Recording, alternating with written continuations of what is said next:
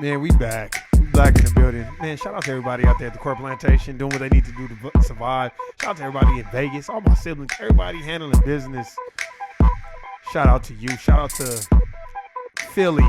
Shawnee is definitely in the building. Shout out to the homegirl, Shawnee. Shout out to the homegirl, Erica, Florida, a.k.a. Florida. Shout out to my brother, James Youngblood.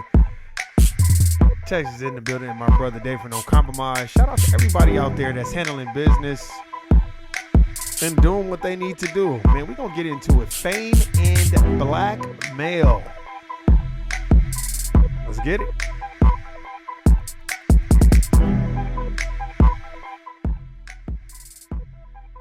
Man. No, I'm just laughing at this thumbnail. Shannon, he I'm pretty sure he probably confused, like, man, what is going on? Before we get into the Shannon Sharp stuff, I really advise everybody to go check out Centers. Me, David, James Youngblood, we got to schedule a time, and we're going to have a discussion and live about it. I had seen it first, then it was so many things in that movie, again, that you don't pay attention to. You know, just some of the nuances, you know what I'm saying, that was going on. Some of the things I don't want to spoil what me and James Youngblood and David been talking about off, behind the scenes. But there were just so many things that you noticed and you seen. Very, very good movie. I'm thinking about going and seeing it again just so I can, that's going to be the movie of the year. There's not going to be a movie better than that movie. You know what I mean? The only thing that I would say is hoodoo, that's a foundational Black American practice. You know what I mean? And I would say that, people like to tie in Africa to, our music and everything. But we were already here, and that's fine. You know what I'm saying? We were already here far before anybody else. But, it doesn't matter. It was a great movie. The part that really, really, I gotta say this, and I'm gonna talk more about it with David and James. What about that part when they were Dutch line dancing?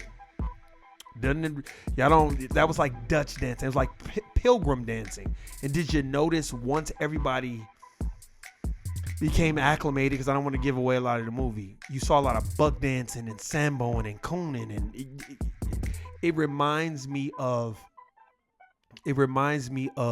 when you go get the job at the Core Plantation and they kind of open a different door for you where you can make a decent amount of money, and you don't even really notice you're buck dancing and you're doing things that you shouldn't be doing, because you have become not only a victim, but you have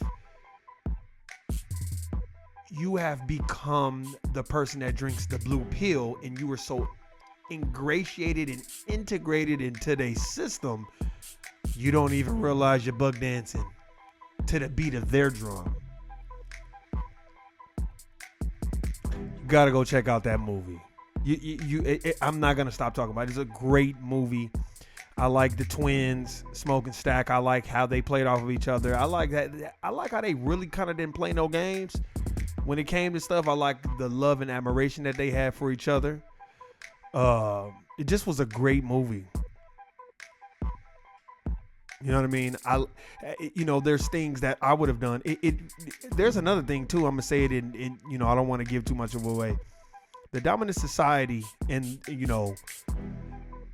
in general, it really casts a different light on the dominant society in a very, very, very, very educational way. It just did. Everything, any interaction, and just, it did. That's why when I watched, y'all gotta go check out the scene, the Dutch scene, where they're, what kind of dance is this? Dutch. They weren't singing that, but that was like Dutch line dancing that they were doing. It just showed the buck dancing and the Samboisms and all that stuff. So I would highly suggest that you guys go watch it.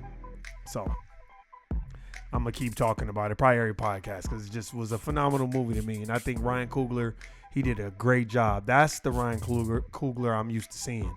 Not that Black Panther bullshit. I'm talking about Black Panther Part 2. I wasn't feeling that.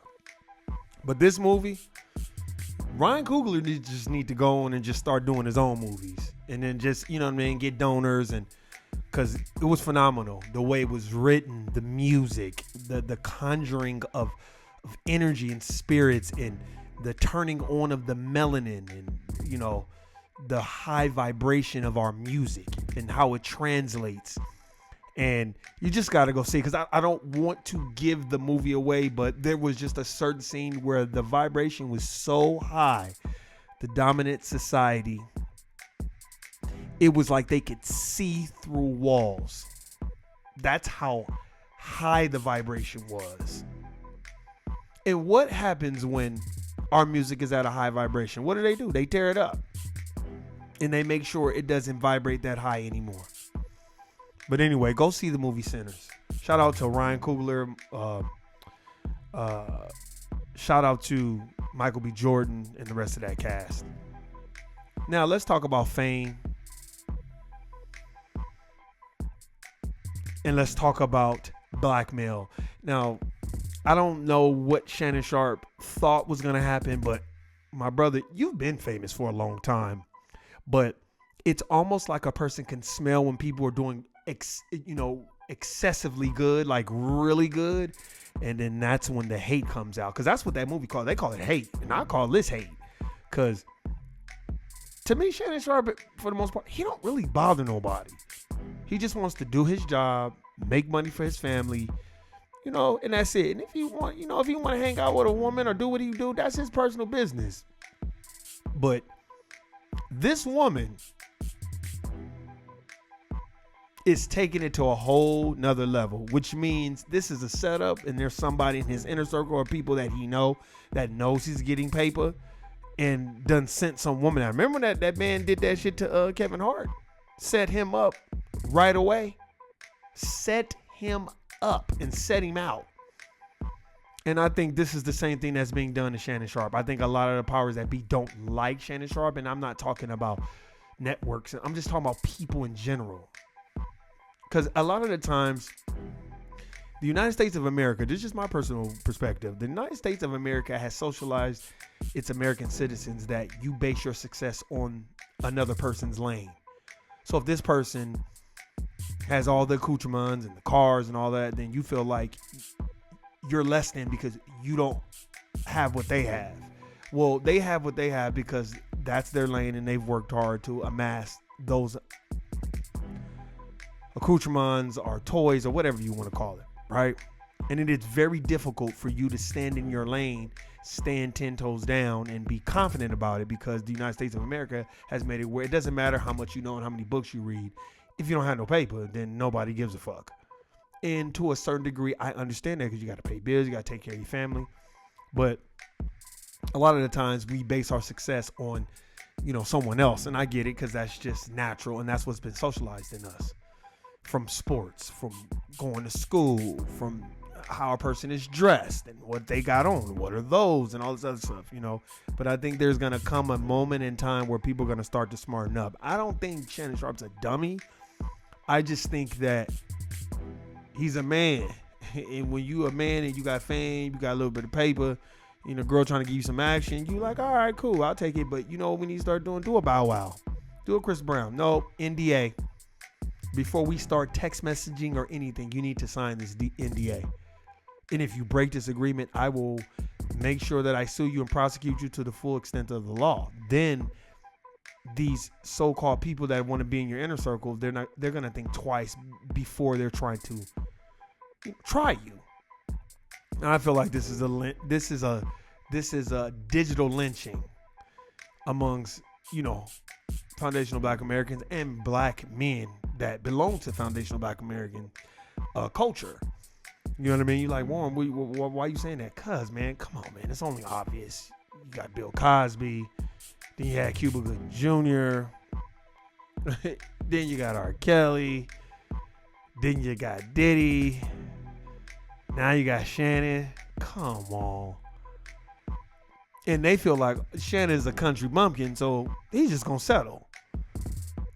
But I don't think Shannon Sharp is as dumb as people think he is, and I think he's a pretty intelligent brother. And he's been famous for a long time. It's just somebody, this is just my personal opinion, somebody around him who's been watching him, no, he getting paper, he's getting real paper now. And I think they sent that woman to set him up. Remember, that's how they did Sam Cooke. That's how our dominant society, the Italians, the mob, that's how they set up Sam Cooke and had him killed. Sent the woman at him. So we have to look at this too. Me and my personal opinion, I don't really think Shannon Sharp be on that gorilla pimping type shit. You know, I don't think he has a Marvin Sapp mentality. Close the doors. Close the doors. I don't really think he's like that. I think Shannon Sharp is enamored with the attention that he's probably getting, which is probably nothing new to him. If you're a football player, he's a Hall of Famer. He's been in the public eye. He's been on TV, but it's different now because Club Shay Shay has taken off, and he is probably doing well for himself. And there are always people around. They don't want you to be famous, and they don't want you to have no money. They don't want you to have no paper. They don't want you to be famous. They don't want you to be shit. And I think we need to look at that. You know, speaking of sinners and Shannon Sharp, that's what I love about Michael B. Jordan and Ryan Coogler. Those dudes are not really smiley like that in the public, and they kind of just keep to themselves and do what they do. They don't be all in the public like that, smiling at people because they know people will try you. And shout out to Michael B. Jordan as a great actor. He's been acting a long time, and he's a great example for young foundational black American men. He's showing you how to carry yourself in Hollywood in this day, time, and era. So we have to really start giving Michael B. Jordan props. I don't think we give him enough props because he's so great. We used to him being great. We just, that's Michael B. Jordan. We know him. He's great. But we have to really take the time to give him props because he's laying down the foundation of how you move within the Hollywood. You don't never hear Michael B. Jordan in no bullshit. You don't never hear him in no sucker shit. He do his job and he go home. And that's it. And that's how you supposed to be. You work a corporate plantation, do your 8 and skate. Don't be hanging around the job, talking, chopping it up with people. Yeah, you can do that a little bit. You know, I get it. Camaraderie, but after a while, you're going to get tired of that shit and you're going to want to be left alone. You want to make moves and do what you got to do. And I just feel like this is a witch hunt on Shannon Sharp. You don't text a nigga that many times and y'all texting back and forth and all of a sudden you talking about he didn't assaulted me. Like, y'all, all they doing is just making it hard for the next female. That's why NDAs, Shannon. Get those NDAs popping. And nope, we're not gonna be text messages and there ain't gonna be no phones around me. You're not gonna be waking up and taking pictures of me and putting it on the internet. Like, they need to come up with laws for that because people are too busy trying to be famous off of other people. And I think this person, whoever it is, I think they were sent at him. Now, I'm not blaming the victim because if that did transpire, whatever happened, then, then Shannon Sharp, you're going to be held accountable. But if it comes out that Shannon Sharp is innocent, somebody set him up and sent that woman at him. And that's what it looks like is going on. And I think we need to watch that. Hey, man, that's my time. I appreciate everybody listening, subscribing. Again, go check out Sinners. And, hey, man, guilty. I'm out. Peace.